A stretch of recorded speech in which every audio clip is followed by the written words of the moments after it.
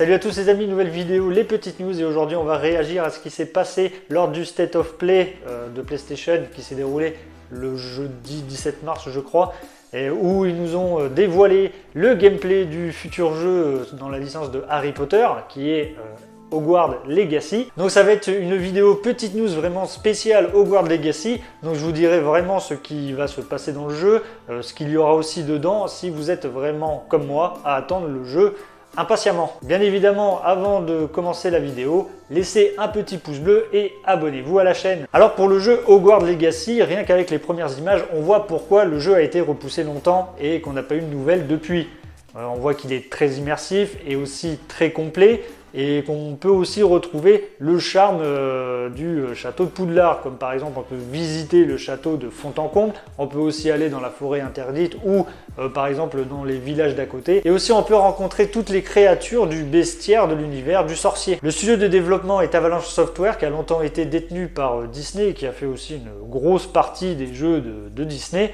Et bien maintenant, le studio appartient à Warner Bros. Interactive Entertainment. Tout d'abord, même si le jeu fait partie de l'univers créé par J.K. Rowling, eh bien le personnage Harry Potter ne sera pas présent, car tout simplement, les événements de Hogwarts Legacy se passent au 19e siècle. Et vous jouerez un écolier ou une écolière, et vous pourrez le créer grâce à un éditeur de personnages. Vous aurez aussi le choix de la maison grâce au choix pot, donc avec la maison de Serre d'Aigle, Gryffondor, Serpentard et aussi Pouf Souffle.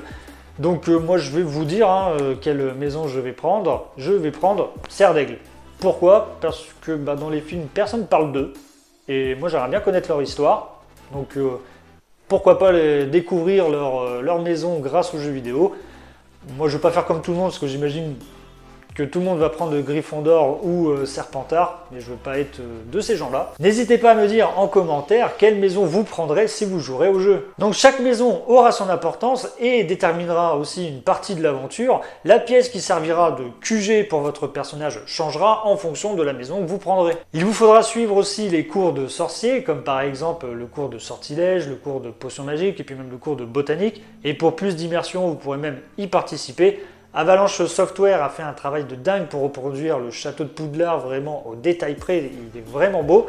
Et comme je vous l'ai dit un peu avant dans la vidéo, ce sera un monde ouvert et vous pourrez aller un peu partout. Vous pourrez aller aussi dans le dortoir, vous pourrez aller aussi sur les escaliers, là, les fameux escaliers qui bougent dans tous les sens dans le château de Poudlard, bien évidemment aussi dans la salle de cours.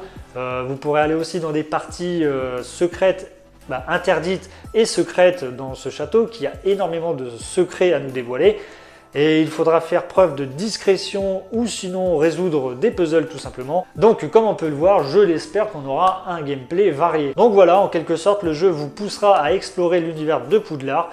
Le jeu a l'air extrêmement beau et bien travaillé, et en termes d'immersion aussi, il y a pas mal de travail de fait dessus.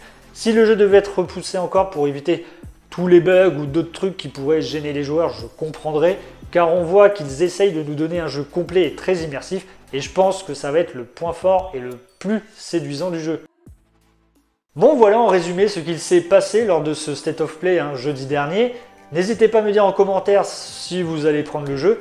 Laissez-moi aussi un petit pouce bleu si vous avez aimé la vidéo, et abonnez-vous à la chaîne.